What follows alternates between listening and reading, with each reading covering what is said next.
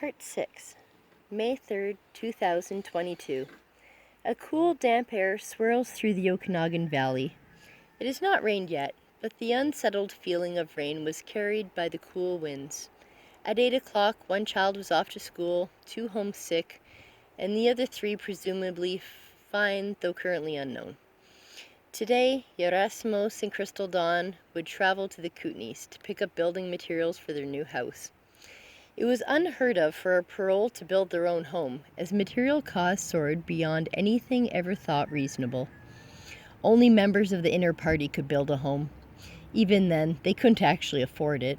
It was just a means of becoming indebted to the banks. Wood had tripled in value, hardware, and even tools. Scavenging was the only way to find affordable building materials.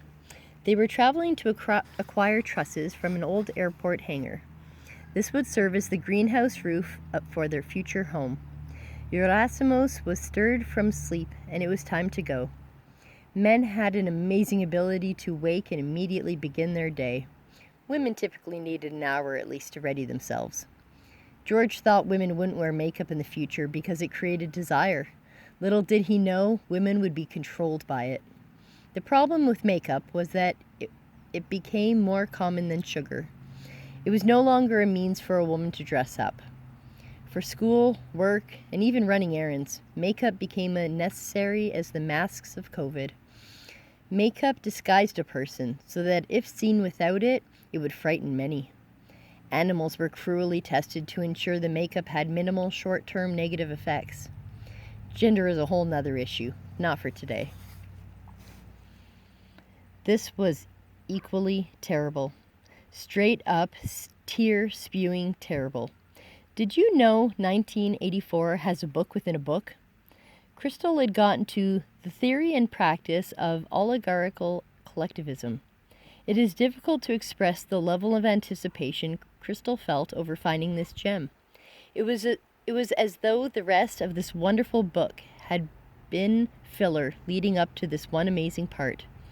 Surely, George couldn't have published it by himself, or the powers that be would have never let it into existence. It was no wonder the theory and practice of oligarchical collectivism was never created into a film so the paroles could watch and learn. George must have been extremely intelligent, for his writings were complicated and contained many unused words in 2022. Yerasimos was also an intelligent man, and helped explain some of the meanings and pronunciations. Homeschoolers rarely pronounced words correctly, as they had read it themselves. Language was to be written and spoken, but sometimes the words did not match up, especially in the English language. So Crystal Dawn began reading out loud throughout the journey. A conversation was ignited about the sinking ship our society was. People had differing points of view. In theory, there's nothing wrong with a person thinking about what they would choose. He was free to think that the ship was sinking and they had to save themselves. The problem occurred with the ship. Crystal's mind was far too vivid with imagining scenarios to their finest detail. A vision could develop and shift shapes between different symbolisms to see the scenario. The ship shifted between an old wooden pirate ship used to create trade between countries, then twisted to deliver a cargo of enslaved humans, and the glorious Titanic, an invention again of man's making. The Titanic boasted the best the world could create at the time. Whether it be a pirate ship or the Titanic, the same visual remained. Bad people were seen on the main deck, partying and not giving care for the impending doom they faced. We know in the case of Titanic, these first-class, inner-party people had warnings. They had the means to escape safely and chose not to because they were comfortable. We also know at the same time the boat was sinking. They were dancing on the corpses of those on the lower levels, locked below deck with no choice for escape. Crystal Dawn began crying, and Yerasimos didn't understand why. She kept saying, "You won't even look in the hall." He most definitely did not share the same vision as Crystal. He felt that the ship was sinking, and it was in his ability to build a new ship for their family. In reality, that meant building their home and moving out to raw land where they could be prepared for whatever future befalls mankind. Crystal loved and appreciated Gerasimos for being the practical one, sound in mind. His self-preservation would help them all. He believed, as in a crashing flight, you need to put your air mask on before helping others. Crystal Dawn fell under a different train of thought, where everything else came first, and by helping others, she in turn would be elevated with everyone. Many individuals were frustrated with the current system of things, and were just waiting for it to go up in flames. Crystal understood the feeling. I'm so sick of me being sick of you and the way you look, all the things you do, you drive me crazy. Drive me crazy.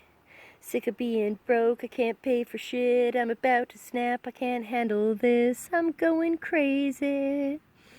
Going crazy.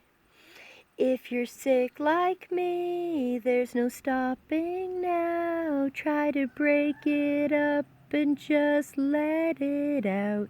If I was sick like you, I would feed the fire. I would light it up and watch it all drop down.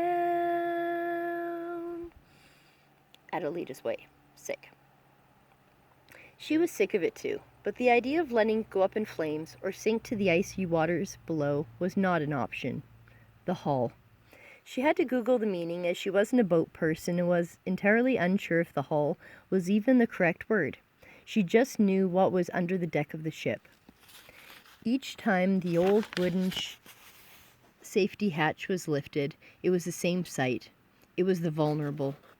Already surrounded by water, some bodies already drowned with lifeless white eyes staring in every direction, their bodies buoyed. Some old, some young. Every race and gender was equally trapped beneath the floor. Rats swam among the people spreading disease and death. Their beady eyes stared from every corner of the room.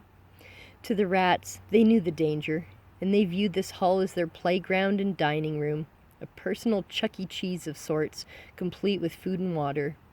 It was as if staring into a raccoon den where the mother hadn't returned for several days, and the babies were far past anticipating her arrival. Some had died. Some had begun eating their siblings. They had lost hope their mother would ever return until the light came streaming in through the open hatch. Their faces were a blend of confusion, shame, pain, and anger. No actual smiles of hope could be found. Perhaps they mistook the light for their cruel masters returning. Can you imagine being so accustomed to the dark, the light was feared? Either way, the sea of vulnerable, both living and dead, looked up from the hull of the ship. They couldn't escape. Some didn't even want to. Despite deadly conditions, some chose not to leave. The young ones had been born here and never knew of anything different. How were they to have hope if they had never experienced anything different? Life was either bad, worse, or unbearable. Could people really look at this ship, whether an old pirate ship or the glorious Titanic, and condemn it to death without even looking at the vulnerable that went down with it? Mamushka's face was always in the crowd. Everywhere there was a vulnerable, there was Mamushka.